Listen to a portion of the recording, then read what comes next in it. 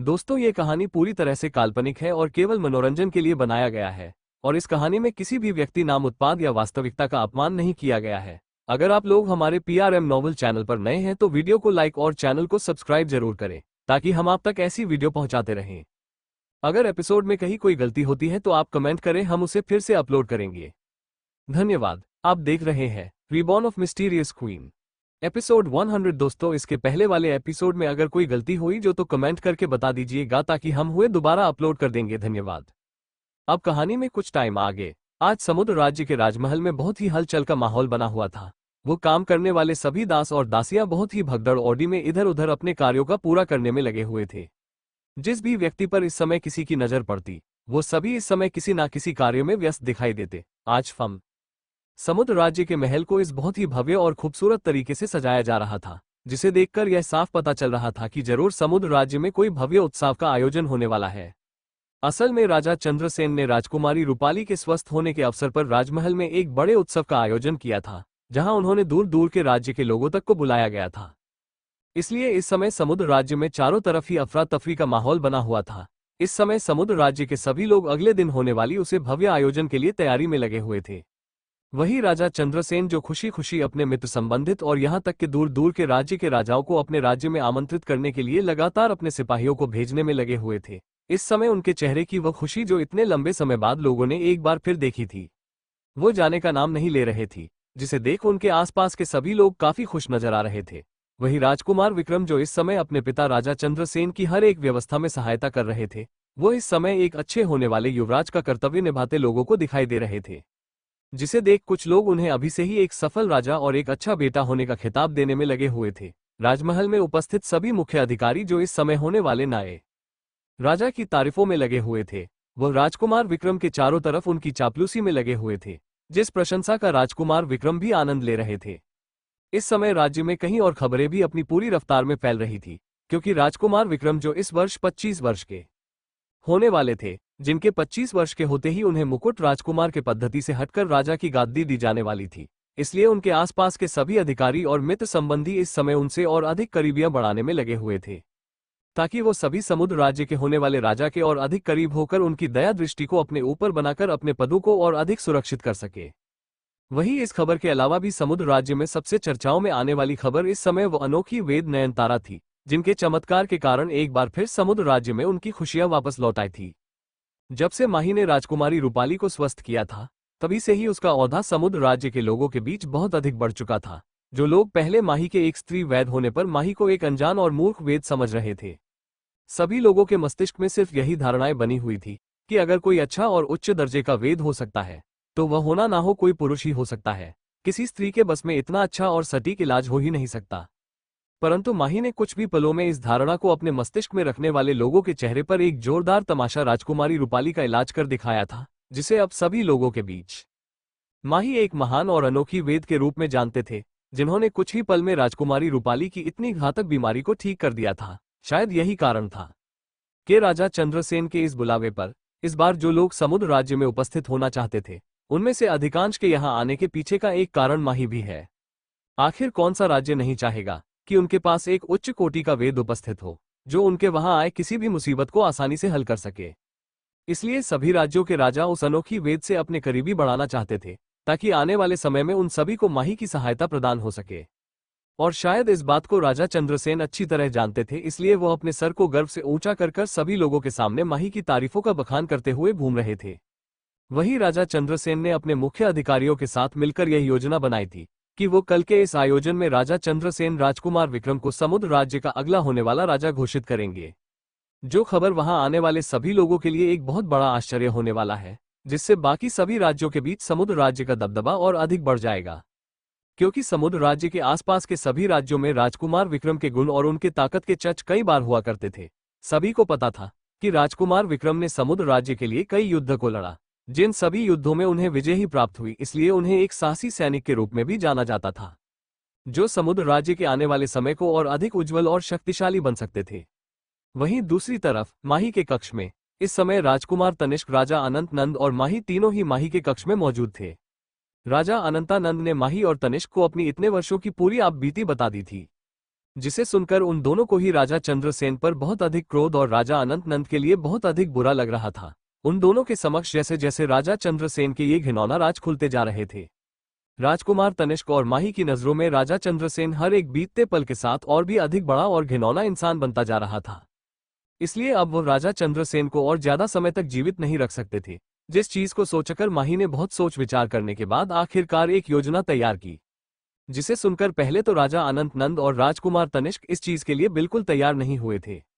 पर जब माही ने राजा चंद्रसेन के बढ़ते प्रकोप और उनके इतने अधिक पापों के बारे में बताते हुए उन दोनों को ही अपनी योजना के लिए तैयार कर लिया, तभी राजकुमार तनिष्क ने माही की तरफ देखते हुए प्रश्न किया, वेद माही, वैसे तो हमने अपनी योजना तैयार कर ली है, परंतु आपको नहीं लगता इस योजना के सफल होने के बहुत ही कम चांसेस है? आप अच्छी तरह जानती हैं कि मेरे चाचा यानी चंद्रसेन इतनी आसानी से अपने अपराधों को कभी स्वीकार कर मुझे समुद्र राजा का राजा नहीं बनाएंगे। जो इंसान अपने फायदे के लिए अपनों तक को मारने में एक पल के लिए नहीं झिझक सकता, आपको क्या लगता है वह इतनी आसानी से मुझे अपने पूरे साम्राज्य और शक्ति देने के लिए तैयार हो जाएगा? और अब हम जान ही गए हैं कि वो कितने नीच इंसान और कितना अधिक गिर सकता है, तो क्या आपको नहीं लगता है वो इतनी आसानी से हमें नहीं छोड़ सकते हैं? आप जानती है ना, हम लोगों के पास अभी इतने अधिक शक्ति इकट्ठा नहीं हुई है जिससे हम डटकर चंद्रसेन का मुकाबला कर सके। और अगर उसे गलती से भी हमारे द्वारा किए गए किसी भी योजना की हुई भनक भी हुई तो यह चीज हमारे लिए बहुत अधिक खतरा ला सकती है। और आपको क्या लगता है कि रूपाली कितने समय तक आपके डर से शांत रह सकती है? वो लड़की बहुत ही ज्यादा चतुर और चालाक है। इस चीज में वह बिल्कुल अपने पिता चंद्रसेन के ऊपर गई है, जो समय आने पर पेट में खंजर घोंपने से भी पीछे नहीं हटेगी। जिसे सुन माही ने मुस्कुराते हुए राजकुमार तनिष्क की तरफ देखते हुए कहा, आपको क्या लगता है राजकुमार तनिष्क, क्या मुझे नहीं पता होगा कि चंद्रसेन और रूपाली कितना ज्यादा दूर और कपटी इंसान है? जितना अधिक मैं उसके बारे में जान पाई हूं, उससे मुझे इतना तो अंदाजा हो गया है कि वो अपने बचाव के लिए और अपने लालच के लिए अपने अपनों तक की जान ले सकता है। पर आप चिंता मत कीजिए, कल राजा चंद्रसेन स्वयं अपने सारे अपराधों को स्वीकार करेगा और स्वयं आगे बढ़कर आपको समुद्र राज्य का होने वाला नया राजा भी घोषित करेंगे।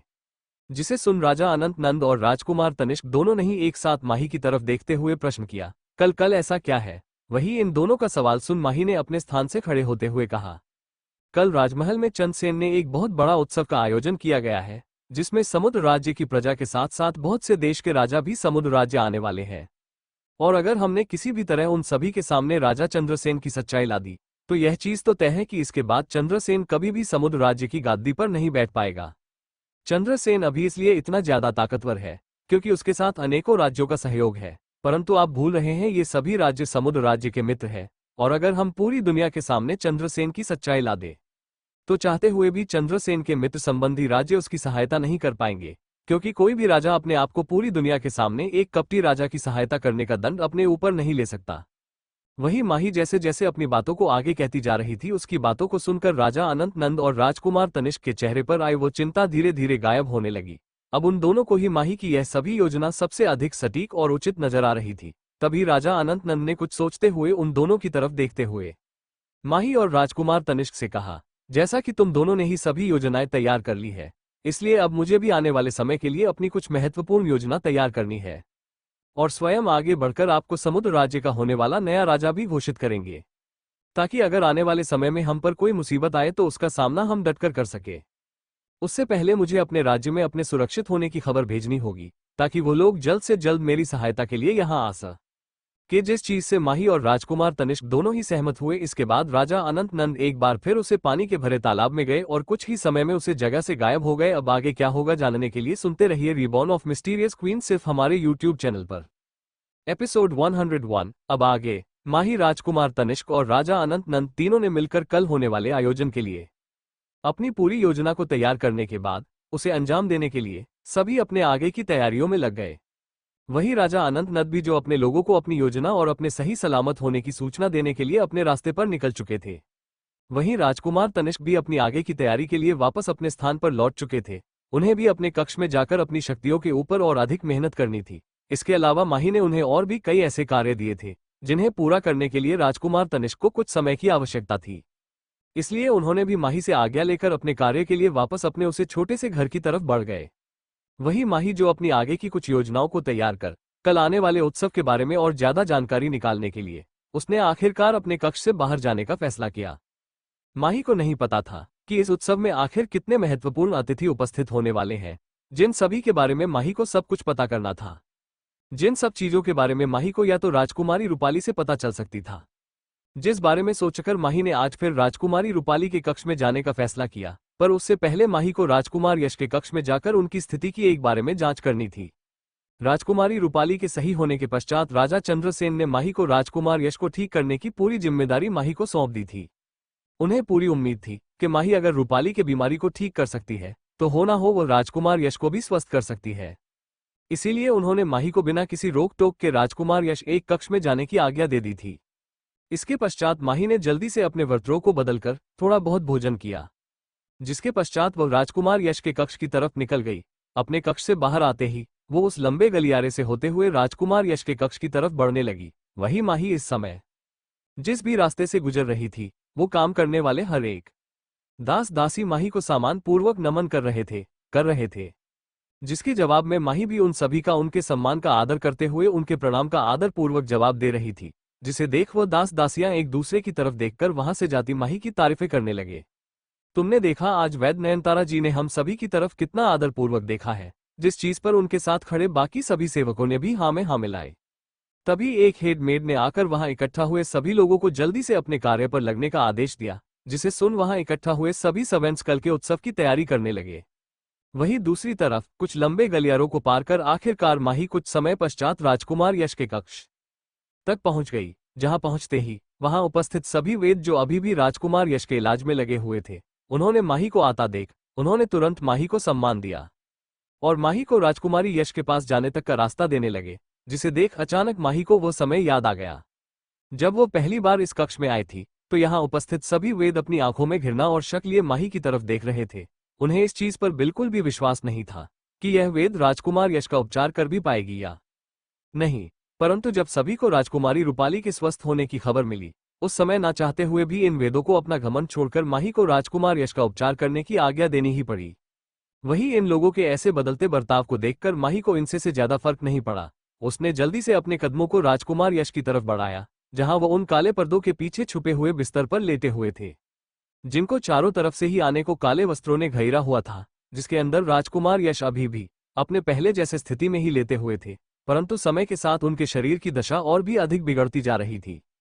परंतु कुछ समय पहले ही माही ने राजकुमार यश को एक छोटी सी सफेद गोली खिलाई थी, जिसके बाद उसके शरीर में आने वाले वो परिवर्तन कुछ समय के लिए रुक गए थे, जिसे देख सभी लोगों को लगने लगा कि शायद अब धीरे धीरे राजकुमार यश भी स्वस्थ होते जा रहे हैं। वहीं दूसरी तरफ राज के महल के दूसरे हिस्से में उपस्थित राजा चंद्रसेन और उनके सभी अधिकारी इस समय उनके राज्य में आने वाले सभी मुख्य अतिथियों के स्वागत की तैयारी में लगे हुए थे। इस समय वहां उपस्थित सभी लोग अपने अपने कार्यों में बहुत ही ज्यादा व्यस्त थे, क्योंकि समुद्र राज्य में रखा गया यह उत्सव कोई आम उत्सव नहीं था। तभी एक सैनिक ने बाहर से अंदर आते हुए राजा चंद्रसेन को संदेश देते हुए कहा, महाराज सूर्यगढ़ राजपरिवार के सभी सदस्य समुद्र राज्य पहुंच चुके हैं। जिसे सुन राजा चंद्रसेन ने मुस्कुराते हुए अपने साथ खड़े राजकुमार विक्रम की तरफ देखते हुए कहा, राजकुमार विक्रम, अब आप हमारे होने वाले नए राजा हैं। इसीलिए हमें लगता है आपको अभी से ही अपने सारे कर्तव्य को निभाना सीखना चाहिए। आप भी हमारे साथ चलकर हमारे राज्य में आने वाले सभी अतिथियों का स्वागत करवाइए, ताकि हमारे राज्य में उपस्थित होने वाले सभी अतिथि गणों को आपका स्वभाव और आपके ओहदे के बारे में और अधिक जानकारी प्राप्त हो सके, जिससे सभी के सामने आपका सामान और ओहदा दोनों में ही वृद्धि होगी, जो आने वाले समय में आपके दूसरे राज्यों के साथ अच्छे संबंध बनाने में भी सहायता प्रदान करेगा। यही एक अच्छे राजा होने की निशानी होती है। जिस बात पर राजकुमार विक्रम भी अपने पिता की आज्ञा मानकर वह दोनों ही सूर्यगढ़ राज्य के राजपरिवार का स्वागत करने के लिए बाहर की तरफ चले गए। वहीं राजमहल के बाहर एक साथ कई शाही सवारियां, जिनके आसपास बहुत शाही सैनिकों का काफिला समुद्र राज्य के राजमहल तक पहुंच चुका था। उस बड़े काफिले के राजमहल में रुकते ही एक सैनिक ने जल्दी से आगे बढ़कर उन शाही सवारियों के दरवाजे खोले। अब आगे क्या होगा जानने के लिए सुनते रहिए रीबॉर्न ऑफ मिस्टीरियस क्वीन सिर्फ हमारे यूट्यूब चैनल पर। एपिसोड 102। अब आगे राजमहल के द्वार पर सूर्यगढ़ राज्य का राजपरिवार पधार चुका था, जिनका स्वागत करने के लिए स्वयं राजा चंद्रसेन और राजकुमार विक्रम बाहर पधारे थे। तभी वहां आए उन शाही बगिया जो इस समय अपने स्थान पर रुक चुके थे। कुछ सैनिकों ने आगे बढ़कर एक एक कर उन सभी शाही बगिया को खोलना शुरू किया, जिनके दरवाजे खुलते ही पहली बगी में से सूर्यगढ़ राज्य के राजा सोमनाथ और उनकी पत्नी विनीता निकली। इन दोनों की ही उम्र लगभग राजा चंद्रसेन के बराबर ही थी, जिसके साथ साथ राजा चंद्रसेन और राजा सोमनाथ दोनों ने ही एक साथ अपनी शिक्षा पूर्ण की थी। शायद इसी वजह से समुद्र राज्य और सूर्यगढ़ राज्य के रिश्ते इतने समय से एक स्वस्थ डोरी से बंधे हुए थे। वहीं दूसरी तरफ रानी विनीता, जो इस उम्र में भी अपने सिंपल साख श्रृंगार और एक अच्छे स्वस्थ शरीर के साथ अपनी आयु से बहुत ही कम नजर आ रही थी, वह भी अपने समय की सबसे सुंदर स्त्रियों में एक मानी जाती थी, जिनकी सुंदरता पर मोहित होकर राजा सोमनाथ ने उनसे विवाह किया था।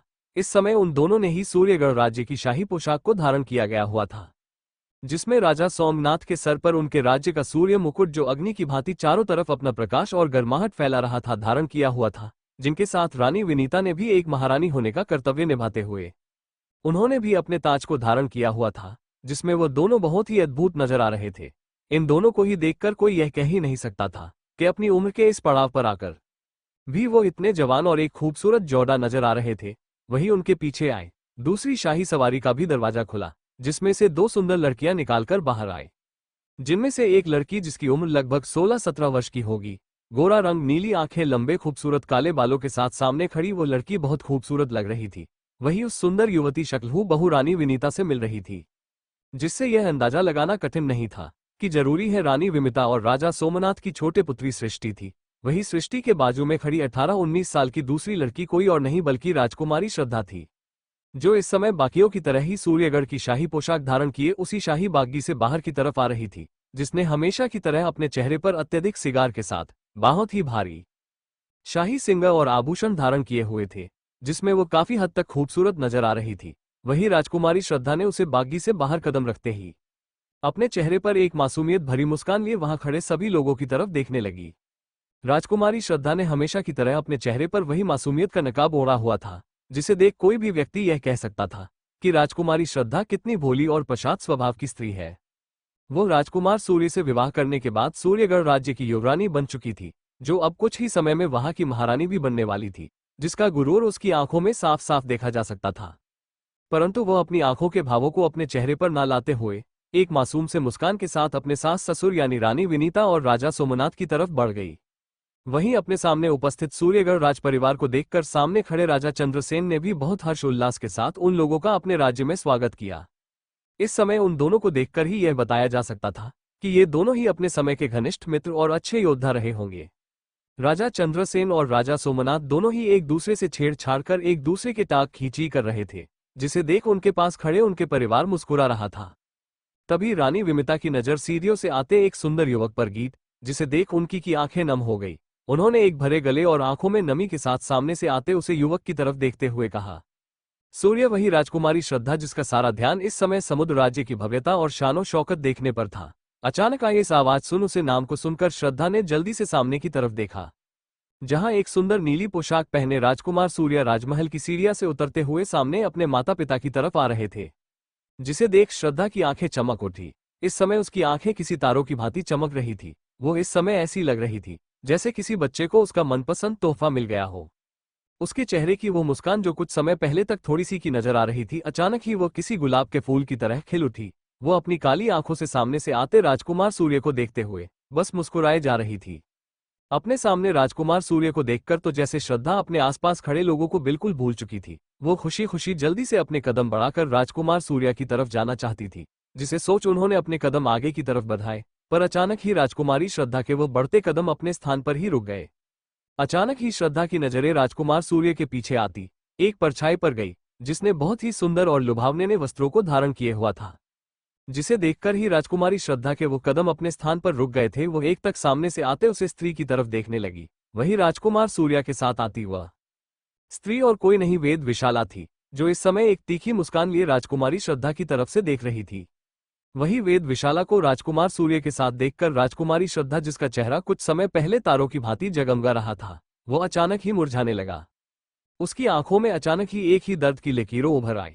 वो अपनी आंखों में उदासी और निराशा लिए राजकुमार सूर्य की तरफ देख रही थी, जिन्होंने एक बार भी अपनी नजरें श्रद्धा की तरह नहीं की थी। वो इतना सच खबर कर यहाँ सिर्फ राजकुमार सूर्य के लिए ही थी, ताकि उनकी नजर उसे पर पड़े और वो उसके प्यार में गिर सके। परंतु राजकुमार सूर्य तो कभी भी श्रद्धा की तरफ आंख उठाकर देखते भी नहीं थे, और आज भी वही हुआ। उन्होंने श्रद्धा को इस तरह अनदेखा कर दिया जैसे वो उनके आसपास हो ही ना। जिस चीज में श्रद्धा के दिल को का कचोड़ कर रख दिया, उसकी आंखों में छुपी हुई नमी अचानक ही उसकी आंखों से बाहर निकालकर उसके चेहरे पर आ गई, जिसे देख उनके साथ खड़ी सूर्यगढ़ राजा की छोटी राजकुमारी सृष्टि ने श्रद्धा के कंधों पर हाथ रखते हुए एक संतावना भरी आवाज में उसकी तरफ देखते हुए कहा, आप चिंता मत करिए भाभी, भैया जल्दी आपको स्वीकार कर लेंगे। आखिर में कितने दिनों तक अपनी इतनी सुंदर और प्यारी धर्मपत्नी को अकेला छोड़ सकते हैं।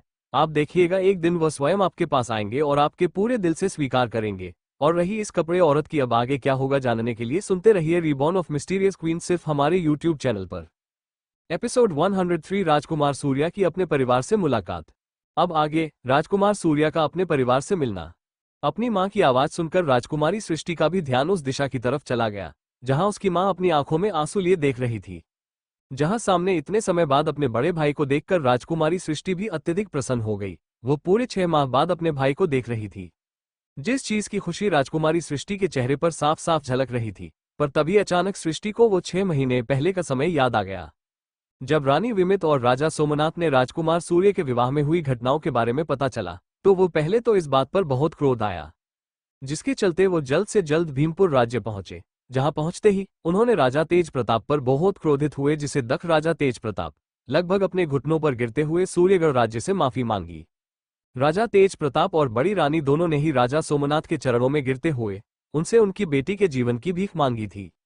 उन सभी लोगों ने मिलकर अपने किए हुए सारे किए कामों का इल्जाम मीरा के ऊपर लगाकर अपने आप को पूरी तरह बेकसूर साबित कर दिया, जिसके पश्चात राजकुमारी श्रद्धा ने भी अपनी मासूमियत का ढोंग कर अपने आप को पूरी तरह मासूम और एक शांत स्वभाव की लड़की ही दिखाया, जिसे देखकर राजा सोमनाथ और रानी विमित ने आखिरकार दोनों परिवारों की स्थिति को समझते हुए राजकुमारी श्रद्धा को सूर्यगढ़ राज्य की युवा वधू और अपने घर की बहू के रूप में अपना लिया।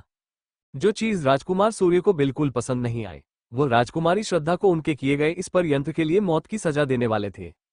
इसीलिए वो क्रोध में आकर उन्हें वापस अपने राज्य सूर्यगढ़ लेकर गए थे, ताकि वो वहां जाकर उन्हें उनकी असली जगह दिखा सके।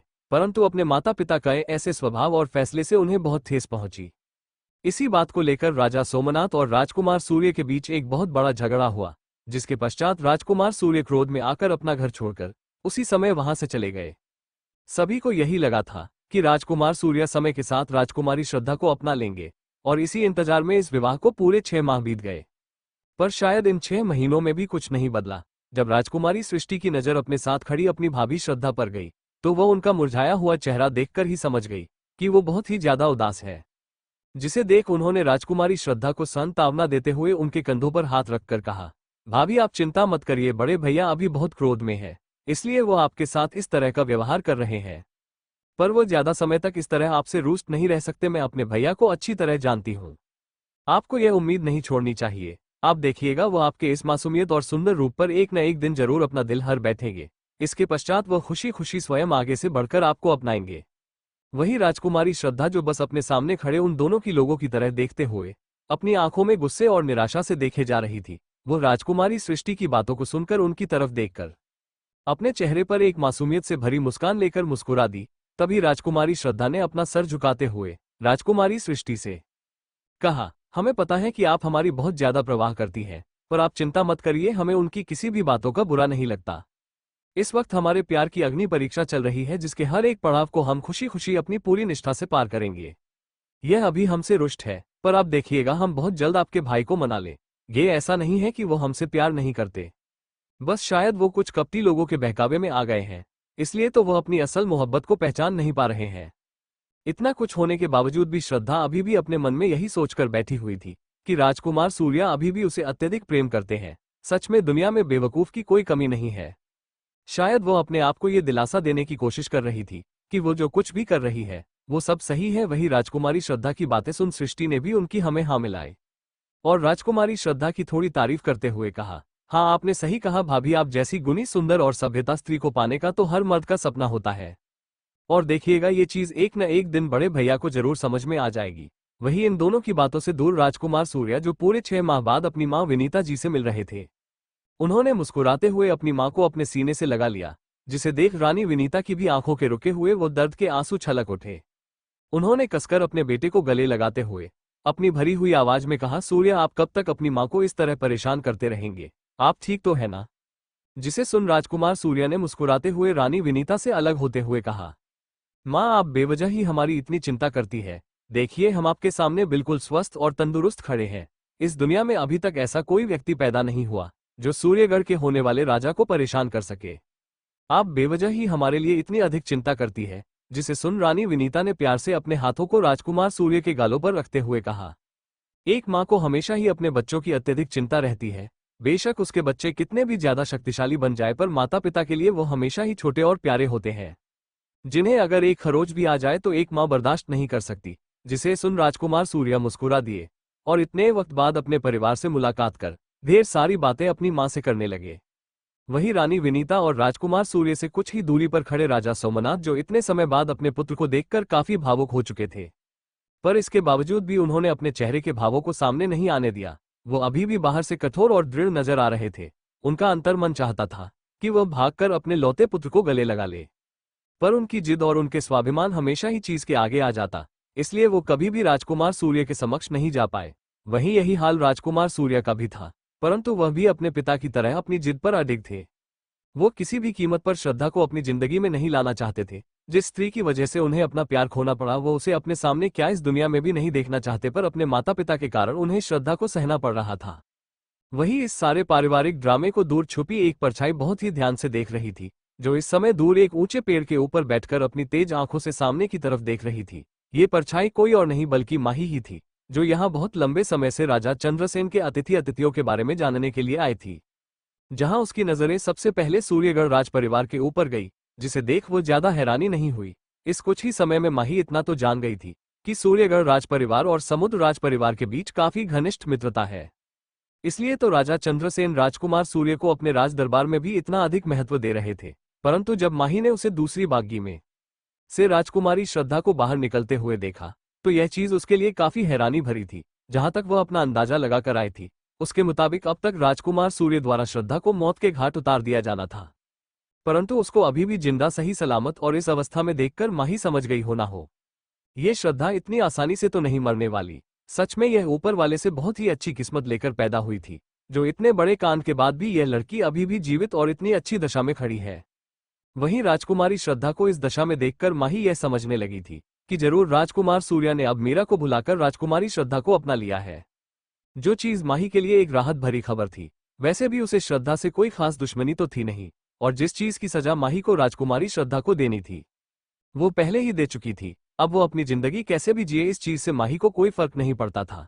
उसे ये जानकर भी बहुत ज्यादा खुशी महसूस हो रही थी कि शायद अब राजकुमार सूर्य उसका पीछा ना करें। हो सकता है वह आने वाले समय में अपने असल रूप में आकर अपनी जिंदगी जी सकती थी। पर जब उसने राजकुमार सूर्य का राजकुमारी श्रद्धा के प्रति ऐसा व्यवहार जिसे देख अब माही को थकान महसूस होने लगी। कुछ समय पहले ही वो सोचकर खुश हो रही थी कि अब उसका पीछा राजकुमार सूर्य से पूरी तरह छूट जाएगा, पर राजकुमार सूर्य के ऐसे व्यवहार और उनका अपने परिवार से ऐसा मिलन देखकर माही को वहां की सारी स्थिति समझ में आने लगी। सच में यह इंसान बहुत ही ढीठ है, वो इतनी आसानी से उसका पीछा नहीं छोड़ने वाला था।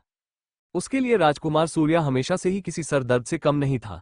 उसे समझ ही नहीं आ रहा था कि आखिर इस इंसान को किस तरह समझे, जो इंसान कुछ समय पहले तक राजकुमारी मीरा को बिल्कुल भी पसंद नहीं करता था, बल्कि वह तो उनसे सबसे ज्यादा नफरत करता थे। इस कुछ ही समय में ऐसा क्या हो गया था कि वो इतना अधिक राजकुमारी मीरा को पसंद करने लगा कि उसके लिए उसने इस तरह अपने परिवार को भी छोड़ दिया।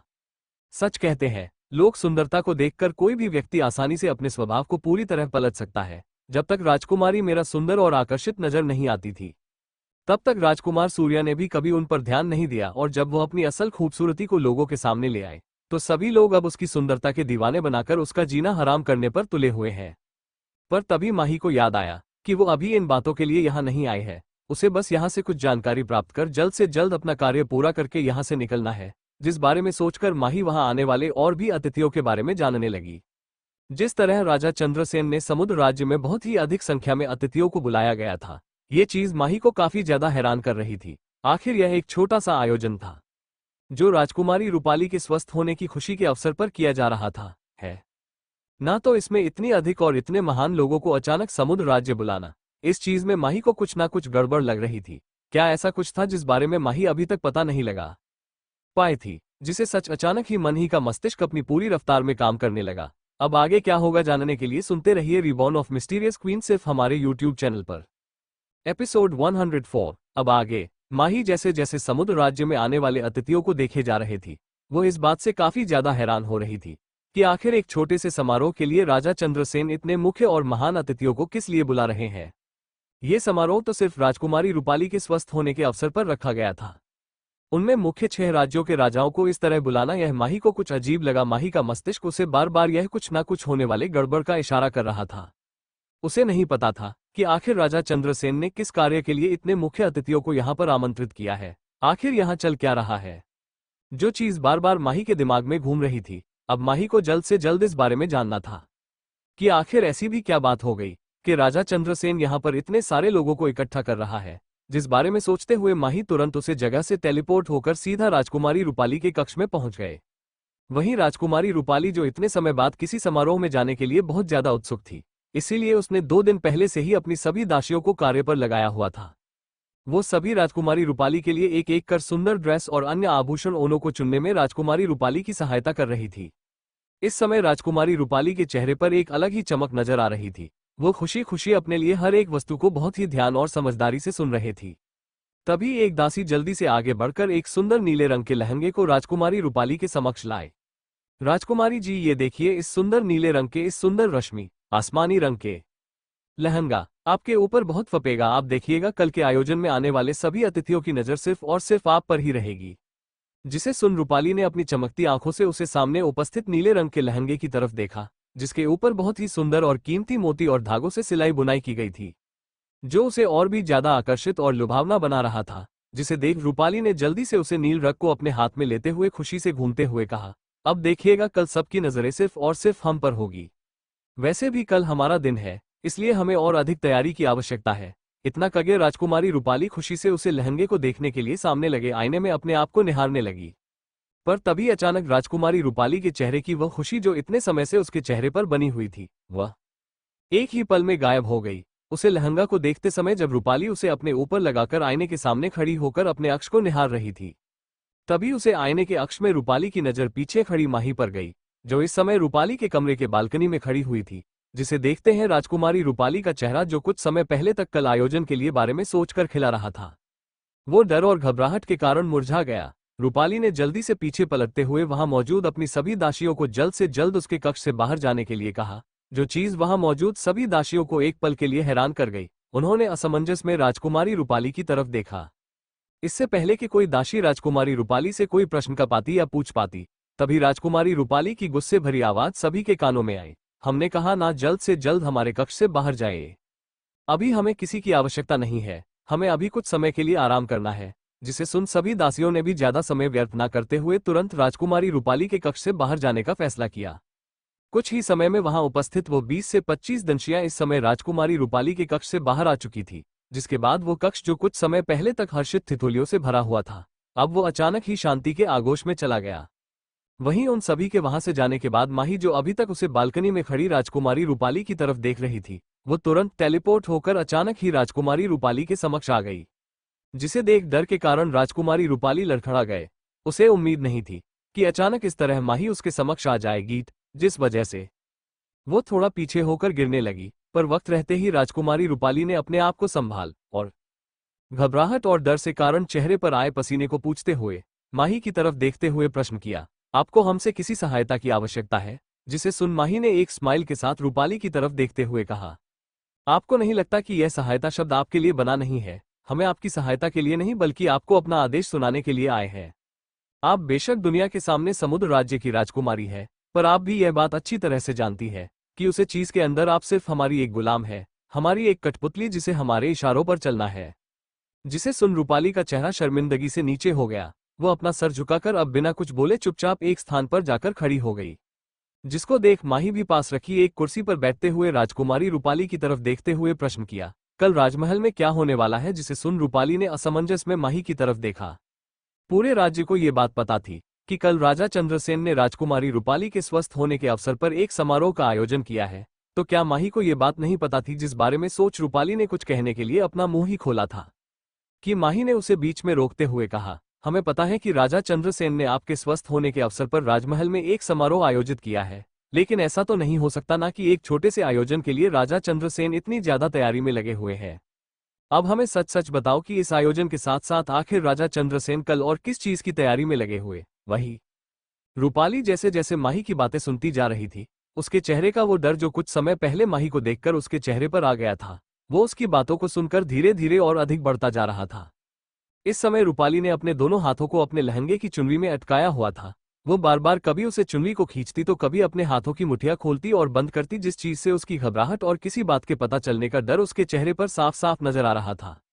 जिस चीज को माही ने भी अच्छी तरह देख लिया था, जिसे देख माही का शक अब रूपाली के ऊपर और भी ज्यादा अधिक बढ़ गया। माही को अच्छी तरह पता था कि अगर राजा चंद्रसेन कोई भी गुप्त योजना तैयार करते हैं तो उसमें रूपाली हमेशा ही शामिल होती है। इसलिए माही यह मान ही नहीं सकती थी कि इस राज्य की ऐसी कोई भी बात जो राजा चंद्रसेन से जुड़ी हुई हो वो राजकुमारी रूपाली को नहीं पता हो। इसलिए ही वो राजकुमारी रूपाली के पास आई थी, क्योंकि माही के सारे सवालों का जवाब सिर्फ यही दे सकते थी। कुछ समय की शांति के बाद रूपाली ने अपनी नजरों को धीरे से उठाते हुए सामने बैठी माही की तरफ देखा, जो इस समय अपनी काली गहरी आंखों से लगातार उसे ही घूरे जा रही थी। जिस चीज ने अचानक ही राजकुमारी रूपाली के रोंगटों को खड़ा कर दिया। सच में माही की यह नजरें लोगों को जितनी ज्यादा खूबसूरत नजर आती थी, उससे डरने वालों के लिए यह नजरें उतनी ही ज्यादा खतरनाक और भयावह थी। यह नजरें किसी इंसान को इस तरह दिखती थी जैसे वो कुछ ही समय में उसकी आत्मा को अपने अंदर समा सकती हो, जो चीज रूपाली ने कई बार महसूस की थी। इसलिए वो कभी भी माही से बात करते समय उसकी आंखों में नहीं देखा करती थी, क्योंकि रूपाली को सबसे ज्यादा डर माही की इन्हीं काली आंखों से लगता था। वही इतने समय के बाद भी रूपाली से कोई जवाब न पाकर अब माही का सबर भी जवाब देने लगा था। इसलिए माही ने अपनी आवाज को थोड़ा कठोर कर थोड़े गुस्से भरे स्वर में रूपाली की तरफ देखते हुए कहा, मुझे लगता है तुम्हें अपने पिता से कुछ ज्यादा ही वफादारी है, इसलिए तो तुम्हें अपनी जान से भी ज्यादा अपने पिता के राजों की परवाह है। चलो ये तुम्हारे लिए ही अच्छा है, अब मैं तुम्हें जल्द से जल्द मारकर तुम्हारी इन सारी तकलीफ और परेशानियों से तुम्हें मुक्त कर सकती हूँ। वही एक बार फिर माही की ऐसी धमकी सुनकर रूपाली का बना हुआ वो विश्वास फिर से टूट गया।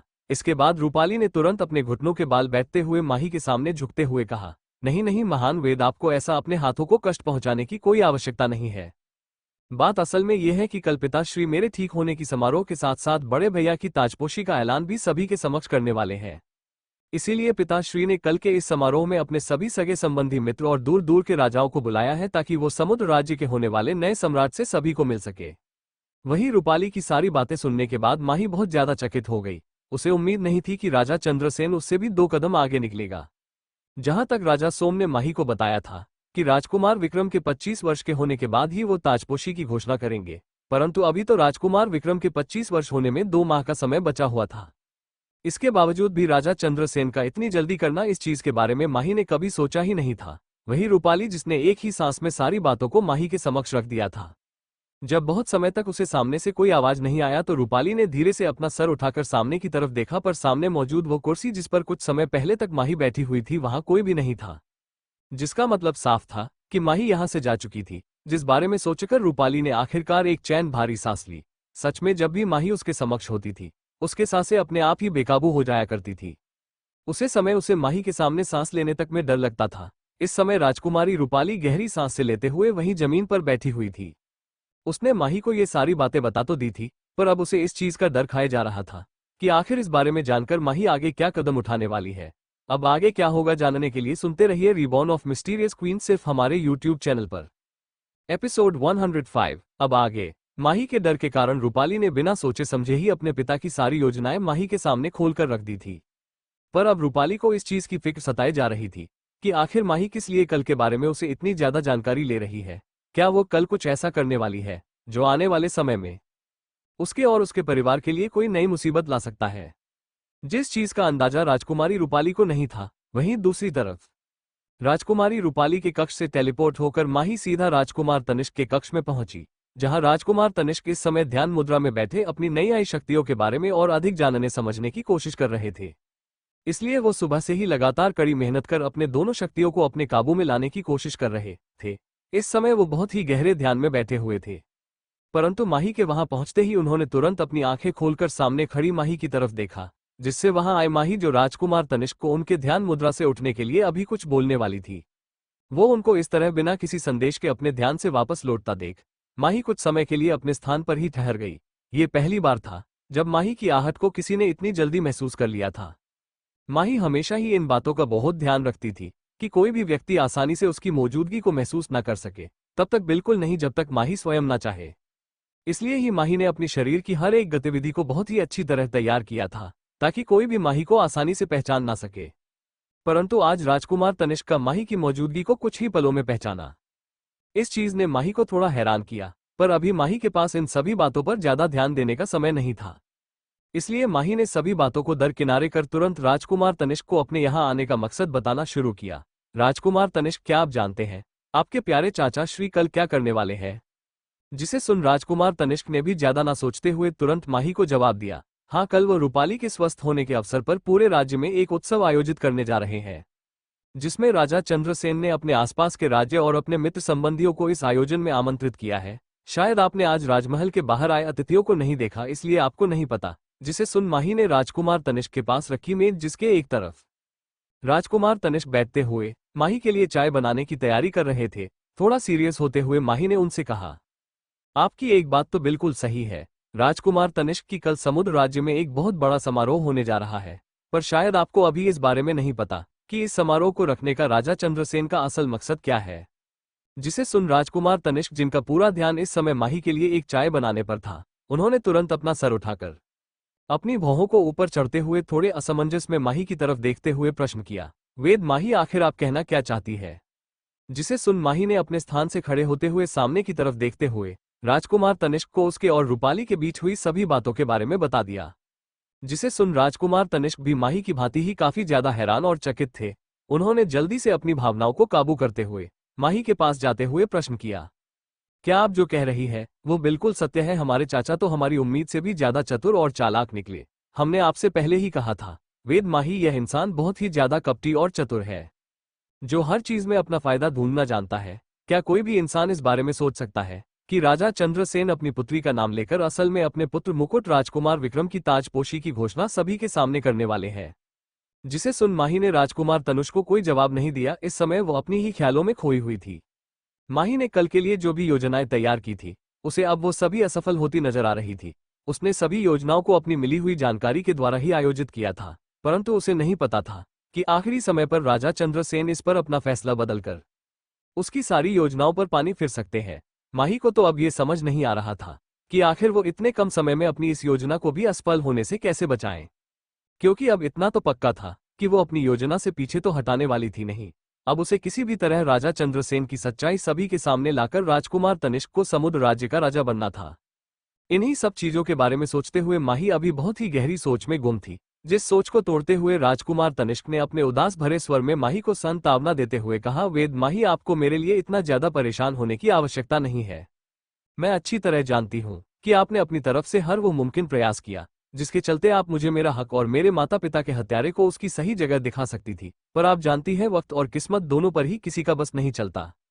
शायद आपको भी इस कुछ समय में पता चल ही गया होगा कि एक कपटी इंसान अपनी इच्छाओं की पूर्ति के लिए किसी भी हद तक जा सकता है। हम चाहे कितने भी कोशिश कर ले, परंतु मेरे चाचा हमेशा ही हमसे 2 कदम आगे की सोचते हैं। वही माही, जो अभी भी अपनी सोच में ही गुम थी, उसे देखकर यह साफ बताया जा रहा सकता था कि शायद उसने राजकुमार तनिष्क की एक भी बात पर ध्यान नहीं दिया था।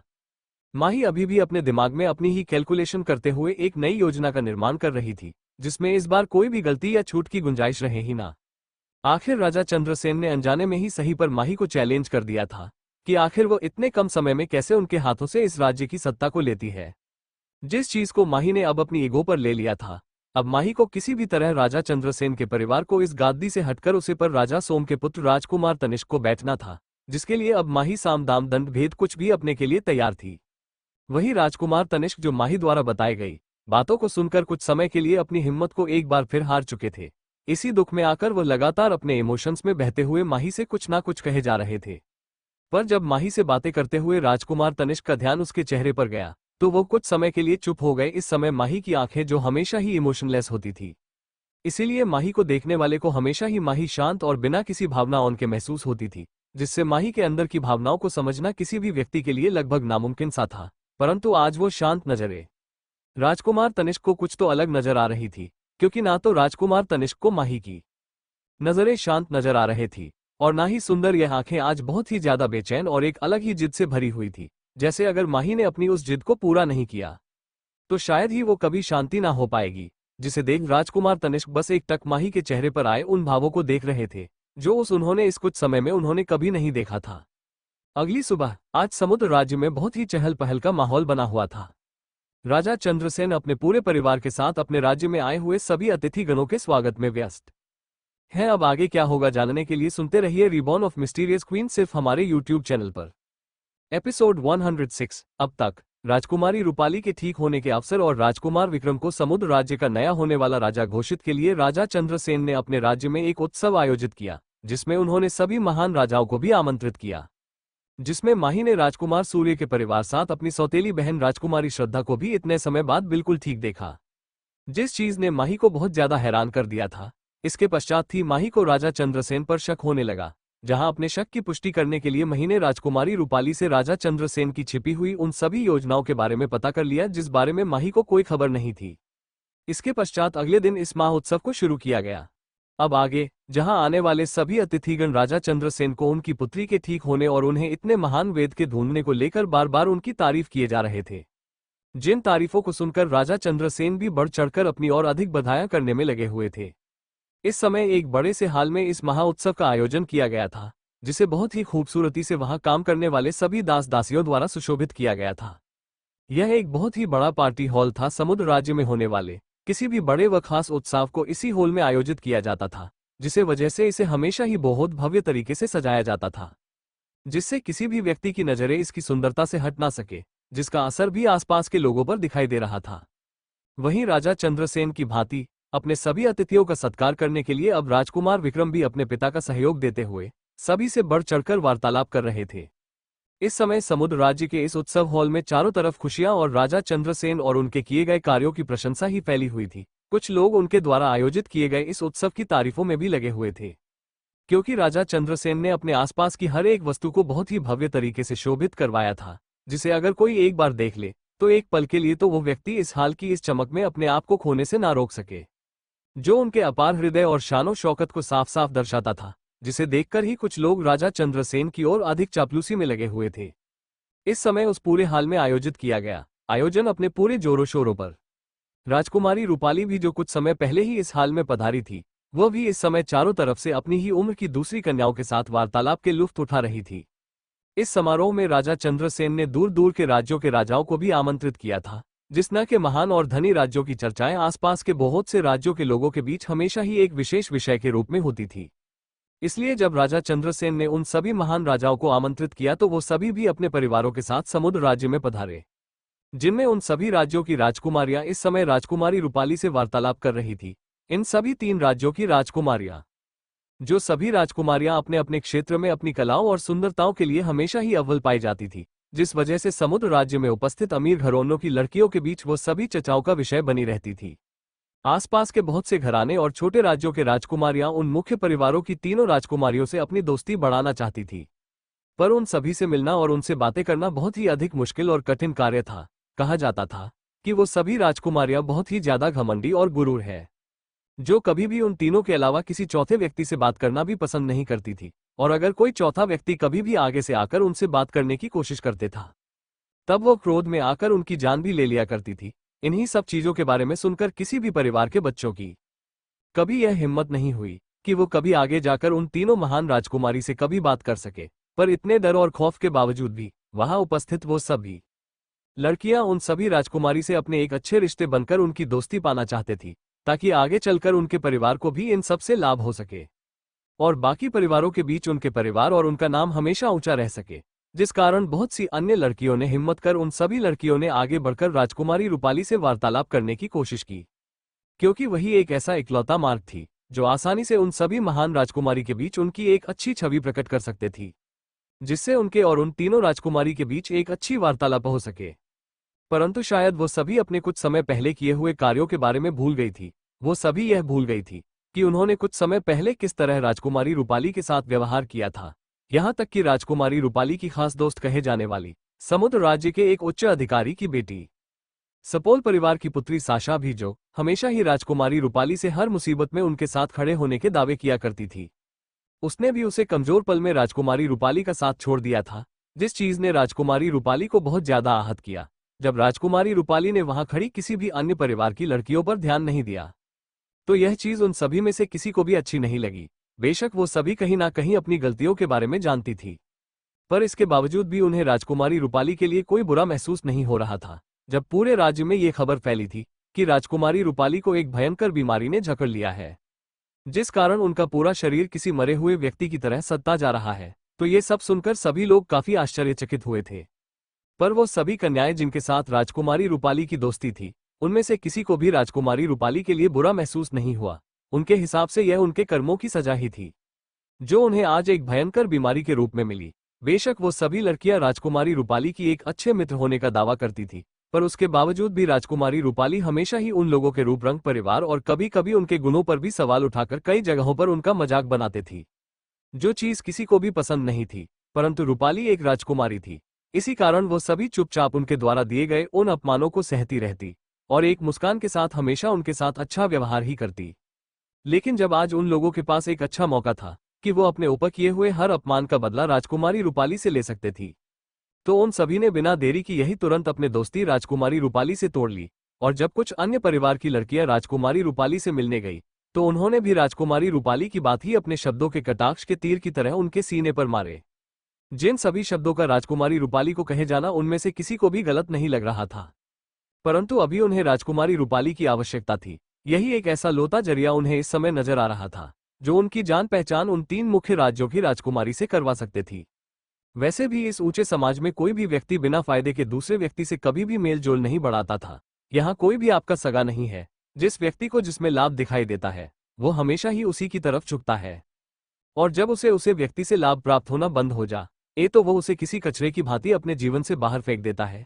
इन्हीं सब चीजों के बारे में सोचकर वहां उपस्थित सभी लड़कियों ने अपनी आखिरी कोशिश करते हुए उन सभी ने सामने उपस्थित साशा की तरफ देखा, जो इस समय रूपाली से कुछ दूरी पर खड़ी होकर अपने आसपास अपनी बनाई गई नई सहेलियों से वार्तालाप में लगी हुई थी। जिसे देख वो सभी तुरंत उसके पास पहुंची और उसे पीछे पलटकर सामने का नजारा देखने के लिए कहा, जिसे देखकर शासा, जिसे हमेशा ही अपने परिवार की शान शौकत और अपने खूबसूरती और गुना पर राजकुमारी रूपाली की भांति ही घमंड रहता था, उसने जब राजकुमार रूपाली को इतने खास और बड़े खदानों की लड़कियों के साथ देखा, तो उसकी आंखों में रूपाली के लिए नफरत, जिसे वो हमेशा ही सभी से छुपाए रखती थी, वो दिखने लगी। बात तो ये थी कि उसे कभी भी राजकुमारी रूपाली पसंद ही नहीं थी, पर अपने परिवार के दबाव के कारण और रूपाली के पास एक ऊंचा ओहदा होने की वजह से उसे हर बार ना चाहते हुए भी राजकुमारी रूपाली के सामने जाकर हमेशा एक अच्छे व्यवहार की लड़की बनकर रहना पड़ता था, जो कई बार राजकुमारी रूपाली के उन खरी खोटी बातों और उसके निचले दर्जे से देखे जाना उसे हमेशा ही राजकुमारी रूपाली से नफरत करने पर मजबूर करता था। पर अपने परिवार और पिता के दबाव के कारण शासा हमेशा ही ना चाहते हुए भी सामने से जाकर राजकुमारी रूपाली से वार्तालाप किया करती और हर पल एक साए की भांति राजकुमारी रूपाली के साथ रहती। परंतु अब समय बदल चुका था। अब वो बिना किसी संकोच राजकुमारी रूपाली का सामना कर सकती थी। वैसे भी अब धीरे धीरे सभी लोगों को ये समझ में आने लगा था कि जरूर कुछ ना कुछ गलत राजमहल में हो रहा है, जिस कारण राजा चंद्रसेन की संता भी अब कमजोर होने लगी थी। लगभग सभी लोगों को कुछ महीनों पहले हुए रहस्यमयी अकादमी के उस हादसे के बारे में पता चल चुका था, जिसमें एक छोटे से अनाथ लड़के ने राजा चंद्रसेन जैसे शक्तिशाली राजा की नाक में दम कर दिया था, जिसके बाद वो बालक वहां से अचानक ही कहीं गायब हो गया, जिसे इस समय राजा चंद्र की पूरी सेना ढूंढने में असफल है। वहीं दूसरी तरफ वही राजा चंद्रसेन, जो अपने कुछ खास मित्रों से सामने उसे ऊंचे मंच पर खड़े वार्तालाप कर रहे थे, इस समय उनके चेहरे की मुस्कान और रौनक उनकी खुशी को साफ साफ दर्शा रही थी कि आज राजा चंद्रसेन कितने अधिक खुश और उत्साहित है। इसलिए वो अपने आसपास मौजूद सभी राज्यों के राजाओं के साथ हंसते मुस्कुराते हुए वार्तालाप में लगे हुए थे कि तभी अचानक राजा चंद्रसेन को अपने पीछे से एक हड़बड़ाहट भरी और घबराहट से भरी आवाज सुनाई दी, जिसे सुन राजा चंद्रसेन, जो अभी हंसते मुस्कुराते हुए अपने मित्रों से वार्तालाप कर रहे थे, उन्होंने अचानक आई इस आवाज को सुनकर असमंजस में पीछे मुड़कर देखा।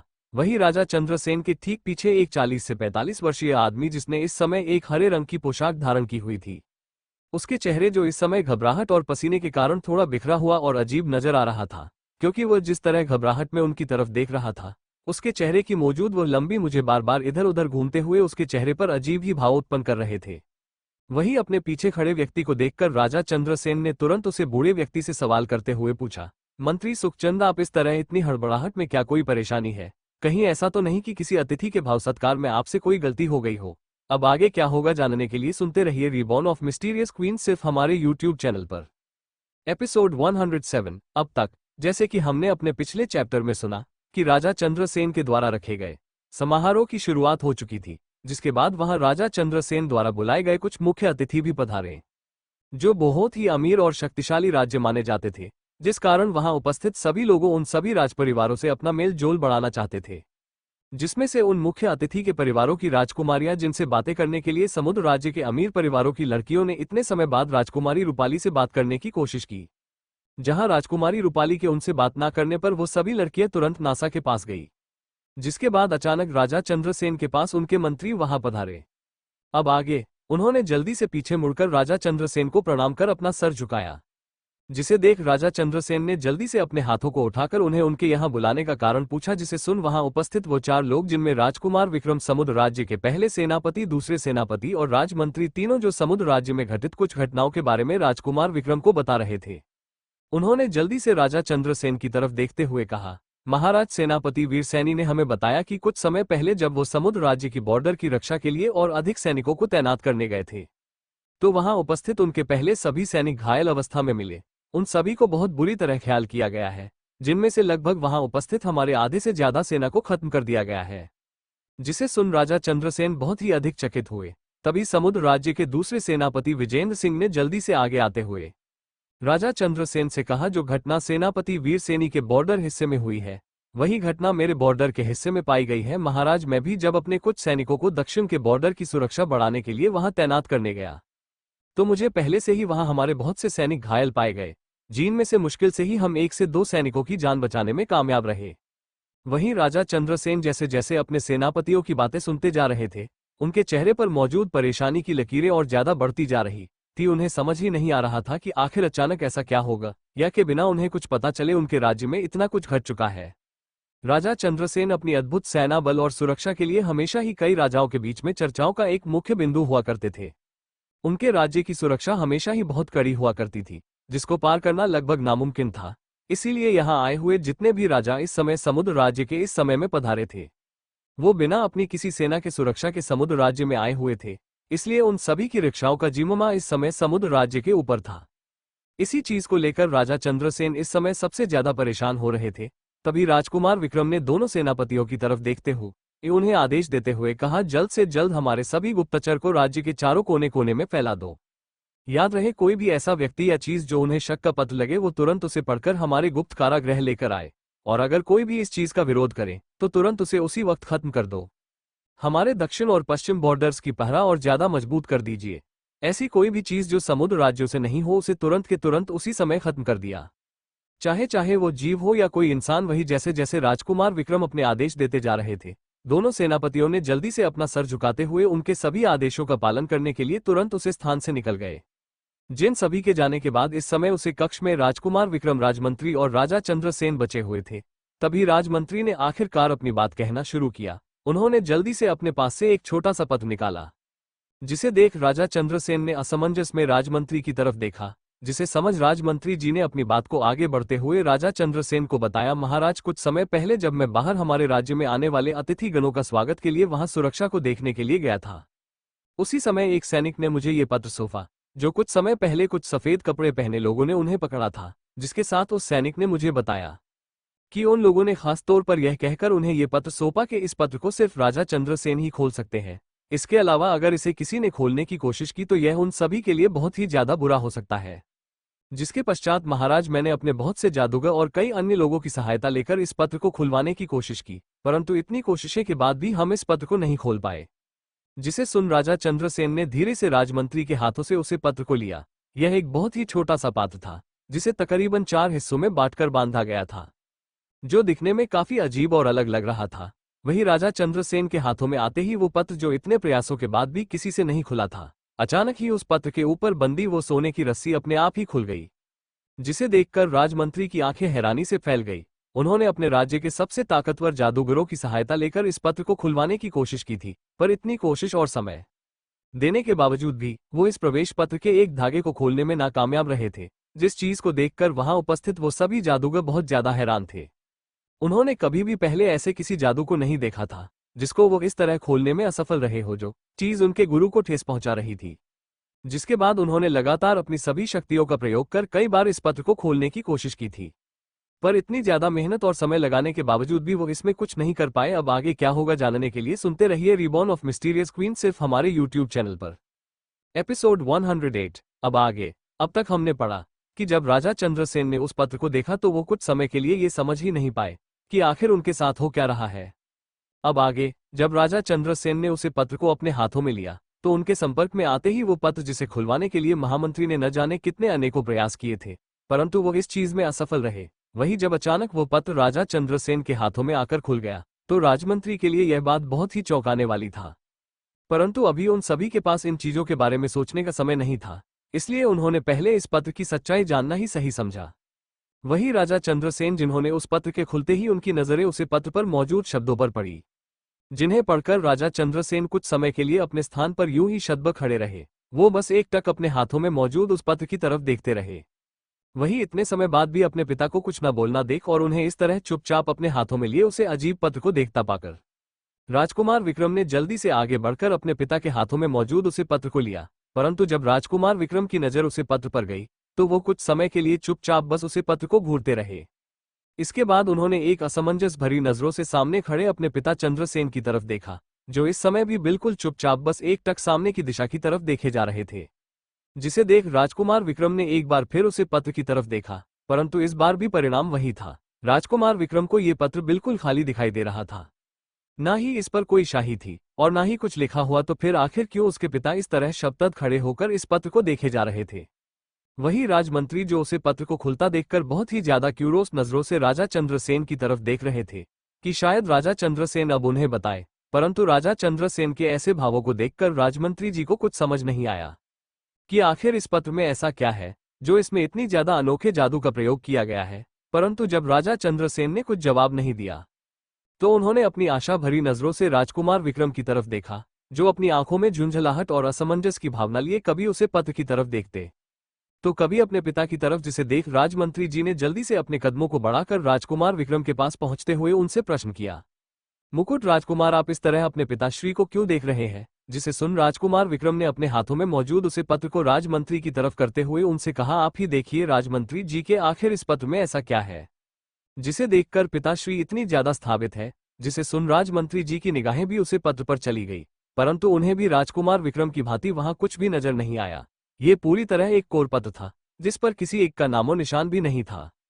तो फिर आखिर राजा चंद्रसेन किस चीज को देखकर इतनी ज्यादा हैरान परेशान नजर आ रहे थे, जिसे सोच उन्होंने इस बारे में राजा चंद्रसेन से पूछने का फैसला किया। परंतु इससे पहले कि राजकुमार विक्रम और राजमंत्री जी राजा चंद्रसेन से कुछ प्रश्न कर पाते, उससे पहले ही अचानक ही राजा चंद्रसेन ने अपने होश में वापस आए और बिना राजकुमार विक्रम और राजमंत्री जी को कुछ बताएं या उनकी तरफ देखे वो तुरंत उसे कक्ष से बाहर निकाल गई। जिन्हें इस तरह जाता देख राजमंत्री और राजकुमार विक्रम ने जल्दी से एक दूसरे की तरफ देखते हुए राजा चंद्रसेन को रोकने की कोशिश परंतु राजा चंद्रसेन ने अपने कदमों को जल्दी जल्दी आगे बढ़कर राजमंत्री और राजकुमार विक्रम को वैसे ही असमंजस में छोड़कर वहां से निकल चुकी थे। जिसे देख उन दोनों ने एक दूसरे की तरफ देखा। आखिर यहाँ चल क्या रहा था।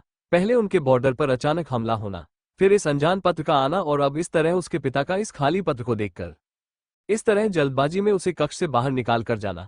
ये सभी चीज इस समय वहां खड़े राजमंत्री और राजकुमार विक्रम दोनों के ही समझ से बिल्कुल बाहर थी। वहीं दूसरी तरफ राजा चंद्रसेन, जो अपनी शुद्ध बुद्ध खोए बस उसे कक्ष से निकालकर लगातार उसे लंबे गलियारे से होते हुए राजमहल के एक कोने की तरफ भागते जा रहे थे, जिस रास्ते में वो कई बार अपने कुछ अतिथियों से भी टकराया जिन्होंने आगे बढ़ राजा चंद्रसेन से बात करने की कोशिश की। परंतु राजा चंद्रसेन की हालत इस समय ऐसी हो रखी थी जैसे अगर वो कुछ समय और इन लोगों के बीच रुके तो शायद उनके प्राण ही ना निकल जाए। उन्होंने जल्दी से बिना किसी पर ध्यान दिए अपने कदमों को लगातार उसे लंबे गलियारे को पार करने में लगाया, जिसे पार कर वो कुछ समय में राजमहल के उसे विशेष बगीचे में पहुंच गए, जहां आने की आज्ञा सिर्फ राजा चंद्रसेन को थी। वही राजा चंद्रसेन ने एक नजर उसे बगीचे की तरफ देखा और बिना देरी किए जल्दी जल्दी अपने कदमों को उसे बगीचे के अंदर बढ़ा दिया। कुछ समय में राजा चंद्रसेन राजमहल के उसे गुप्त बगीचे में पहुंच चुके थे, जहां जाने के बाद उन्होंने जल्दी से अपने कदमों को दक्षिण दिशा की तरफ बढ़ाया, जहां कुछ समय पहले माही और राजकुमार तनिष्क आए थे। इस समय राजा चंद्रसेन के माथे पर आई पसीने की बूंदें और उनके कांपते हाथ उनकी घबराहट और परेशानी को साफ साफ दर्शा रहे थे। वही राजा चंद्रसेन ने बिना देरी किए जल्दी से आगे बढ़कर पास स्थित उसे बड़ी सी मूर्ति के उन मटकों को उनके स्थान से हटाया, जिसके ऐसा करते ही वहां उपस्थित वो छिपा हुआ अनोखा दरवाजा एक बार फिर खुल गया, जिसे देख उन्होंने जल्दी से अपने कदमों को उसे गुप्त दरवाजे से होते हैं तुरंत छोटी सी गुफा के अंदर पहुंचे, जो इस समय पहले की तरह ही बंद थी। जिसे देख राजा चंद्रसेन ने तुरंत अपनी आंखें बंद कर कुछ मित्रों को पढ़ा, जिनके ऐसा करते ही कुछ क्षणों में वो दरवाजे एक बार फिर खुला जिसके खुलते ही उन्होंने जल्दी से अपने कदमों को आगे बढ़ते हुए उसे कारागृह से हो गुजरते हुए उसके आखिरी कक्ष तक पहुंचे, जहां पहुंचकर उन्होंने अपने मित्रों की सहायता से उसे खाली पड़ी कारागृह में अपनी शक्तियों को भेजा, जिनके ऐसा करते ही वहां उपस्थित नजारा जो कुछ समय पहले तक बिल्कुल अदृश्य था वो एक बार फिर दिखाई देने लगा। परंतु अपने सामने का नजारा देखकर तो जैसे राजा चंद्रसेन के पैरों तले जमीनी ही खिसक गई। वो एक धड़ाम की आवाज के साथ नीचे जमीन पर जा गिरे। वो बस हैरानी से अपनी आंखों को बढ़ाकर सामने मौजूद उसे कारागृह की तरफ देख रहे थे, जिसे न जाने कितने लंबे समय से ऐसे ही बंद किया गया था। संतु आज ये जगह हम बाकी दिनों से बहुत ही ज्यादा अलग थी जिसे राजा चंद्रसेन ने देखा था। वो बस एक टक अपने सामने मौजूद उसने नजारे को देख रहे थे, जहां उनके द्वारा इतने वर्षों की मेहनत के बाद तैयार की गई वो दीवार और उसके अंदर बंद किया हुआ उनका वो राज आज दोनों ही उनकी पहुंच से बाहर जा चुके थे। इस समय राजा चंद्रसेन का शरीर किसी सूखे मुरझाए पत्ते की भांति बुरी तरह कांप रहा था। उनका पूरा शरीर और मस्तिष्क दोनों ही इस समय किसी बर्फ के समान एक ही स्थान पर जम चुका था। अचानक ही उनकी आंखों के सामने धुंधलाहट छाने लगी। इसके कुछ ही समय में राजा चंद्रसेन अपने ही स्थान पर मूर्छित होकर वहीं जमीन पर गिर पड़े। कुछ समय बाद अपने आसपास आते शोर के कारण राजा चंद्रसेन में धीरे धीरे अपनी आंखें खोलिए। इस समय उनका सर और आंखें दोनों ही बहुत ही अधिक भारीपन महसूस कर रही थी। उन्हें ऐसा महसूस हो रहा था कि जैसे किसी ने 1000 किलो के पत्थरों को उनकी आंखों पर रख दिया हो, जिस वजह से वो बार बार कोशिश करने के बाद भी अपनी आंखों को पूरी तरह खोल नहीं पा रहे थे। जो चीजों उन्हें बार बार बहुत ज्यादा परेशान कर रहे थी, ऊपर से उनका सर जो इस समय दर्द के कारण बिल्कुल फटने की कगार पर था। अब वो उनके लिए बर्दाश्त कर पाना अब बहुत ही ज्यादा मुश्किल हो रहा था। इस समय राजा चंद्रसेन चाहते थे कि वो जोर जोर से चिल्लाए, पर न जाने क्यों इतनी कोशिशें के बाद भी उनके मुंह से कोई शब्द बाहर निकल ही नहीं पा रहा था। जिसके बाद उन्होंने हार मानकर एक बार फिर अपनी आंखों को बंद करने का ही फैसला किया। परंतु अचानक ही राजा चंद्रसेन को अपने पीछे से किसी की हंसने की आवाज आई, जिसे सुन राजा चंद्रसेन ने घबराते हुए पीछे की तरफ मुड़कर देखा। परंतु जब उनकी नजर अपने आसपास के नजारे पर गई तो उनकी वह आंखें जो इस समय दर्द और भारीपन के कारण हल्की हल्की खुल हुई थी, वो अपने आसपास के नजारे को देखकर अचानक ही हैरानी से चौड़ी हो गई। इस समय वह ना तो उसे बगीचे की कालकोठरी में थे और ना ही किसी ऐसे स्थान पर जिसे राजा चंद्रसेन जानते हो, अपितु इस समय राजा चंद्रसेन के चारों तरफ एक पत्थरों से बनी गुफा थी, जिसे चारों तरफ से बहुत ही ज्यादा अंधेरा ने घेरा हुआ था। जिस अंधेरे को कुछ हद तक दूर करने के लिए वहां पास में ही कुछ मशालों को जलाया गया था, जो अपनी रोशनी से ज्यादा तो नहीं पर उसे गुफा के आधे हिस्से में रोशनी फैलाकर उस घोर अंधेरे को दूर करने की कोशिश में लगी हुई थी। जिस रोशनी से ही राजा चंद्रसेन को यह अंधेरी गुफा कुछ हद तक नजर आ रही थी, उन्होंने जल्दी से थोड़ी घबराहट और हड़बड़ी में अपने स्थान से खड़े होने की कोशिश की, परंतु अचानक ही वो अपने स्थान पर वापस गिर पड़े, जिसे देख अब उनका ध्यान अपने हाथों पर गया, जहां कुछ मोटी लोहे की जंजीर को उनके हाथों पर बांधा गया था, जिनके अंदर से कुछ रोशनियां निकालकर उसे जंजीर को घेर हुई थी। वहीं उन जंजीरों को अपने हाथों पर देखकर राजा चंद्रसेन की निगाह बस उन मोटी लोहे की जंजीरों पर ही टिक गई। वो बस एक टक बस उन जंजीरों को ही देखे जा रहे थे, जिनके अंदर बहती वो ऊर्जा उनके शरीर के द्वारा निकालकर ही उन जंजीरों में पहुंच रही थी। पर तभी सामने से आई एक आवाज ने उनके ध्यान को एक बार फिर भटकाया, जिससे अब जाकर राजा चंद्रसेन ने अपनी नजरों को उठाकर सामने अंधेरे की तरफ देखा, जहां से एक काली परछाई धीरे धीरे चलकर राजा चंद्रसेन की दिशा की तरफ ही पड़ रही थी। जिसे देख राजा चंद्रसेन ने गौर से अपनी आंखों पर जोर देते हुए अपने सामने मौजूद उसे काली परछाई को और ज्यादा ध्यान से देखने की कोशिश की। वहीं जैसे जैसे राजा चंद्रसेन की नजरें उसे काली परछाई की तरफ से साफ होती जा रही थी, राजा चंद्रसेन की आंखें सामने मौजूद उसे परछाई को देखकर हैरानी से चौड़ी होती जा रही थी। तभी वो काली परछाई पूरी तरह उसे अंधेरे से निकालकर राजा चंद्रसेन के बिल्कुल समक्ष आकर खड़ी हो गई। वही अपने सामने मौजूद खड़े व्यक्ति को देखकर राजा चंद्रसेन एक बार फिर बस अपनी नजरों को गहरा कर उस व्यक्ति की तरफ देखते रहे। अब आगे क्या होगा जानने के लिए सुनते रहिए रिबॉर्न ऑफ मिस्टीरियस क्वीन। सिर्फ हमारे यूट्यूब चैनल पर आगे के एपिसोड सुनने के लिए आप हमें कमेंट कर सकते हैं और एपिसोड में कोई गलती हो तो आप हमें बताएं, हम उस एपिसोड को फिर से अपलोड करेंगे। धन्यवाद।